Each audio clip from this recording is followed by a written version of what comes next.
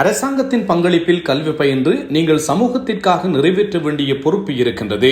பிரதமர் கலாநிதி ஹரிணி அமரசூரிய தெரிவித்திருக்கிறார்.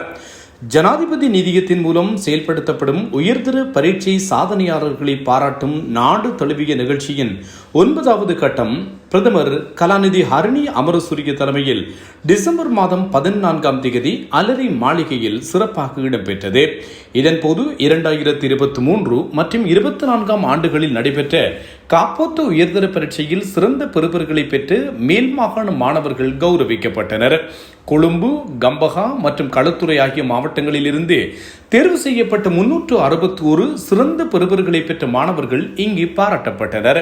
இவர்களுக்கு ஜனாதிபதி நிதியத்தினால் 36.1 மில்லியன் ரூபாய் பெறுமதியான புலமை பரிசில்கள் வழங்கி வைக்கப்பட்டன. விழாவில் உரையாற்றிய பிரதமர் கலாநிதி ஹரிணி அமரசூரிய பல விடயங்களை மாணவர்களுக்கு சுட்டிக்காட்டினார். ஜனாதிபதி நிதியம் மக்களின் நிதியம் என்றும் அது மக்களுக்கு சொந்தமானது என்ற உணர்வை ஏற்படுத்த அரசாங்கம் விசேட முயற்சிகளை மேற்கொண்டு வருவதாகவும் தெரிவித்தார். இதுவரை விசேட அதிகாரம் அல்லது பதவிகளை வகிப்பவர்களுக்கு மாத்திரம் நன்மையை பெறுவதற்கு இலகுவாக இருந்த சாதாரண மக்கள் பயனடைவது கடினமானதும் சிக்கலானதுமான செயல்முறையாக இருந்த ஜனாதிபதி நிதியத்தை இணைய வழியில் ஆன்லைன் மூலமாக மற்றும் தத்தமது பிரதேச செயலகங்கள் ஊடாக விண்ணப்பிக்கக்கூடிய எளிய முறைமைக்கு கொண்டுவர எமது அரசாங்கம் வழிவகுத்திருக்கிறது என்று சுட்டிக்காட்டினார்.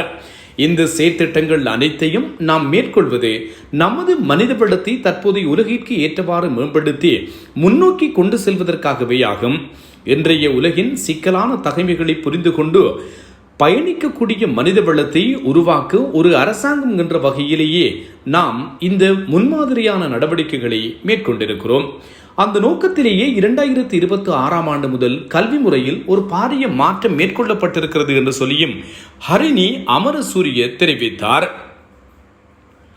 உற்பத்தி திறன்மிக்க நல்ல பிரஜைகளை உருவாக்குவதே எங்கள் நோக்கமாகும். சுற்றுச்சூழலை நேசிக்கும், அதனை பாதுகாப்பதில் முன்னிற்கும் தலைமைத்துவ பண்பு கொண்ட, கருணை மற்றும் கூட்டு முயற்சி பற்றிய உணர்வுள்ள, ஜனநாயகத்தை மதிக்கும் பொறுப்புமிக்க மனித வளத்தை உருவாக்குவதே இது தேவையாக இருக்கிறது. சகல அரசாங்கங்களும் உங்கள் கல்விக்காக பங்களித்துள்ளன. இந்த பங்களிப்பு நாட்டின் அனைத்து மக்களினதும் வரிப்பணத்தில் இருந்தே மேற்கொள்ளப்படுகிறது. ஆகையினால் அந்த சமூகத்திற்காக சேவையாற்றவும் தலைமைத்துவத்தை வழங்கவும் கூடிய திறமையானவர்கள் நீங்கள் என்பதாலேயே நீங்கள் எமக்கு மிகவும் பெருமதியானவர்களாகிறீர்கள். என்று வழங்கப்படும் இந்த கௌரவமானது நாம் உங்களுக்காக மேற்கொள்ளும் ஒரு முதலீடாகும். அரசாங்கத்தின் பங்களிப்பில் கல்வி பயின்று அரசாங்கத்தின் பங்களிப்பினால் பாராட்டு பெறும் நீங்கள் சமூகத்திற்காக நிறைவேற்ற வேண்டிய பொறுப்பு இருக்கிறது என பிரதமர் குறிப்பிட்டார். இந்த விழாவில் கருத்து தெரிவித்த தொழில் அமைச்சரும் நிதி திட்டமிடல் பிரதியமைச்சருமான திரு அனில் ஜெயசுந்த மாரடைப்பு போன்ற கடுமையான நோய்களுக்கு நிதியுதவி பெறக்கூடிய நிதியமாகவே மக்கள் மத்தியில் ஜனாதிபதி நிதியம் பிரபலமாக இருந்து வந்தது.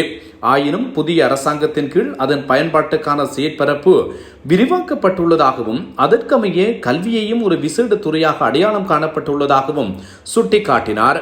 மேலும் எவரையும் கைவிடாது அனைவரையும் உள்வாங்க வேண்டும் என்ற அரசாங்கத்தின் தொலைநோக்கு பார்வையும் ஜனாதிபதி நிதியம் ஒன்றாக பிணைக்கப்பட்டுள்ளதாகவும் அவர் மேலும் குறிப்பிட்டார். இந்த நிகழ்வில் ஏராளமான மாணவர்கள் பயன்பெற்று பரிசில்களை பெற்றுக்கொண்டவை குறிப்பிடத்தக்கது.